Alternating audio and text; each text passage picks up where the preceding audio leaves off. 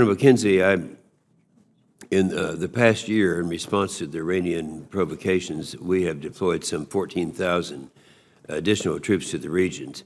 And you've indicated in your statement that more attacks from Iran are likely, and if so, in what sense are these new deployments to the Middle East deterring? What level of deterrence do they provide? And is there another form of deterrence that might work?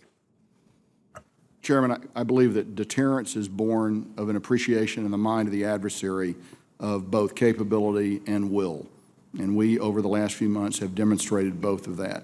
And as a result of that, I believe we have reestablished a rough form of deterrence, what I would call contested deterrence with Iran at the level of state-on state attacks. By that, I'm referring to things like obviously attributable ballistic missile attacks from Iran launched against U.S. forces. We've seen they have stood their missiles down. They're no longer, I don't think that's an imminent threat.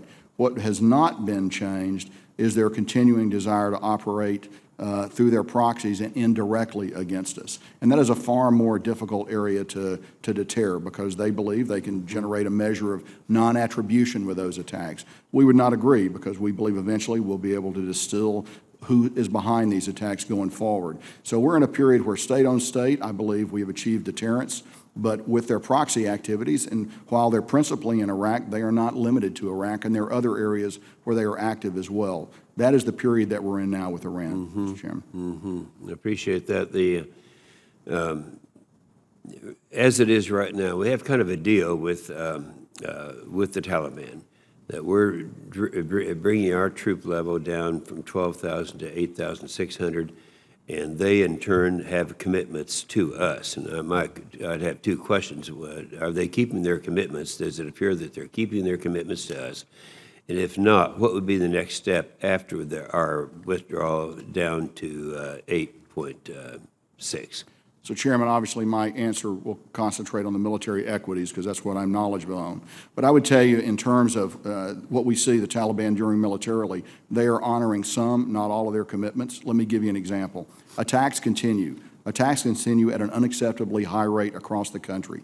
Those attacks, although at a high rate, are not delivered into city centers, urban areas, or against coalition forces. Instead, the attacks are largely generated against Afghanistan outposts, checkpoints, and isolated combat units. So those attacks continue. And I would say that that level of attack by the Taliban is not consistent with an organization that intends to keep its word going forward. So, however, in other areas, they have not attacked into the urban areas. They have not attacked coalition forces. So we have a pretty good picture of what the Taliban is doing and is not doing. We have very good ways to measure it. Well, we have a picture right now, but anticipating, let's say they don't keep and they start going the other direction. What would be our action at that time? Sure. So we are on a glide slope to go to 8,600 U.S. forces with our NATO partners in the country by the middle of the summer. At that level, we will still be able to pursue all of our objectives in Afghanistan. So if they do not, it becomes obvious they're not keeping their commitments, we would maintain the 8.6 as opposed to going any lower. Chairman, that would be not a military decision, but a policy decision. Well, yeah. But we believe that we're going to have ample opportunity to see if they're going to keep their word.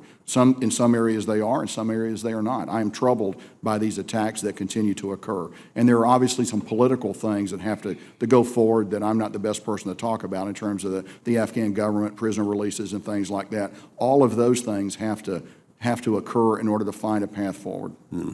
Yeah, let's go into Barzani. We had the opportunity, Senator Rounds and I had the opportunity to go through not just Iraq but Erbil and go up and spend time with him. Of course, there are a lot of, there's kind of two groups that they deal with, the Kurds are dealing with there, and one of them, a lot of people were upset and maybe, I think, misunderstood what the president was doing. He was talking about the Turks coming down into that area. But as far as the senior, that'd be Masoud Barzani, he's one that a lot of people are saying or trying to project that he has passed a lot of things to his son and to his, I guess, his nephew. It's been my opinion that he's still in charge. And I know I'm not going to ask you whether you agree or disagree with that, but I got a very clear message when we spent most of a day with him up in Erbil. And he is very satisfied that we're keeping our commitments now, and I really believe he's in town. I think we need to keep reminding people how many Kurds have lost their lives working with us. And so would you agree that he is now in pretty good shape with the United States in terms that we are keeping our commitments to him? Sir, I couldn't agree with you more. I believe that is the case. And as you know, we have a vision of a unified single Iraq going forward and support that. And we believe he is a key element in that equation going forward. And we're talking about the senior Barzani. Sir, we are. I agree with you. Thank you. Senator